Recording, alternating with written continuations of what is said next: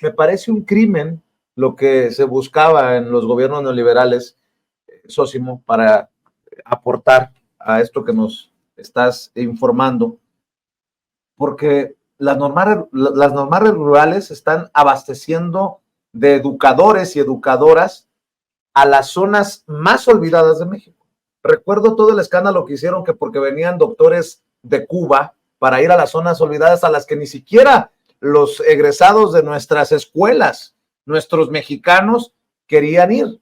Bueno, pues así pasa con las normales rurales. Salen estos profesores, estas profesoras, a educar a las comunidades más olvidadas, más vulnerables. Y yo digo que es un crimen lo que se buscaba cometer con el cierre de este sistema de escuelas rurales, que afortunadamente ha ido rescatando el gobierno que encabeza el presidente Andrés Manuel López Obrador, porque estarían o estaban intentando sentenciar a esas zonas, las rurales, las más olvidadas, al analfabetismo, a la educación, al total olvido social. Sí, Vicente, de hecho ya estaban sentenciadas las normales rurales, prácticamente era cuestión de tiempo.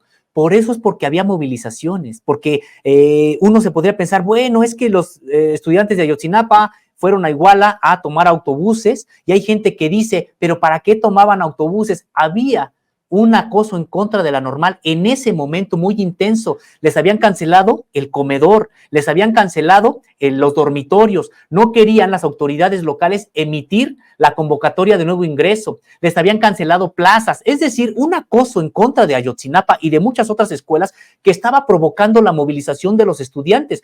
Entonces, pero prácticamente ya habían sido sentenciadas en ese momento. Y bien lo comentas, sentenciar a las escuelas normales rurales, acabar con ellas, pues era condenar al analfabetismo a grandes porciones del México rural. Hay un lema de los normalistas rurales que dice, mientras la pobreza exista, las normales rurales tendrán razón de existir. Y en efecto, es un lema que se ajusta a la propia realidad. Hemos realizado en Contralínea reportajes desde las zonas más pobres de este país, aquellas que incluso tienen niveles de pobreza similares a los del África subsahariano. Estamos hablando de zonas donde no llega absolutamente nadie, no hay representantes prácticamente del Estado mexicano, me refiero a algún médico, algún trabajador social, etcétera, y cuando nos encontrábamos a alguien, invariablemente era un maestro rural y invariablemente era un egresado de una normal rural. ¿Por qué ellos iban allá? Porque precisamente este modelo educativo de las normales rurales les prepara para eso, los concientizan para eso, y ellos sí tienen esa convicción de que van a llegar a una comunidad muy pobre y ni modo, van a tener que padecer la pobreza de la misma comunidad a la que se integran, porque no es de que ellos lleguen con algún tipo de aditamento adicional, pues no, porque la propia dinámica no te permite, por mucho que tengas un sueldo, etcétera, ahí a donde llegas no hay ni qué comprar. A veces no hay ni qué comer. Entonces, a veces no hay ni transporte. No hay transporte. Que llegar como pueden. No, de hecho, por eso llegan y no se pueden regresar a sus lugares de origen. Tienen que llegar y prácticamente vivir con toda la comunidad, todo el periodo escolar. En el periodo de vacaciones tener la oportunidad de regresar a alguna ciudad o de regresar a sus lugares de origen, pero de nueva cuenta otra vez inicia el periodo escolar y vivir con ellos. Yo tengo la imagen, Vicente, de una maestra con los cabellos desaliñados, padeciendo la misma pobreza en Metlatóno, en Cochuapa el Grande, en comunidades, ni siquiera en la cabecera, en comunidades de estos municipios en los que pues ellos se someten precisamente a esta pobreza.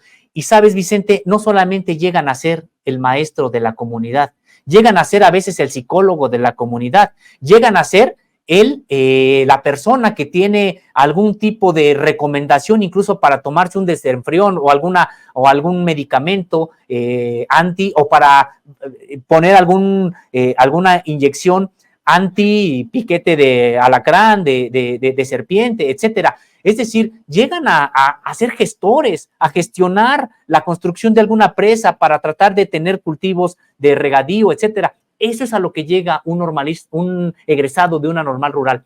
Y decíamos, Vicente, todo eso es lo que está detrás también de la desaparición de los 43. La desaparición de los 43 fue posible por una campaña en contra también previa en contra de las normales rurales por parte del sector empresarial, por parte de grandes medios de comunicación, por parte de los propios gobiernos en ese momento en turno, etcétera.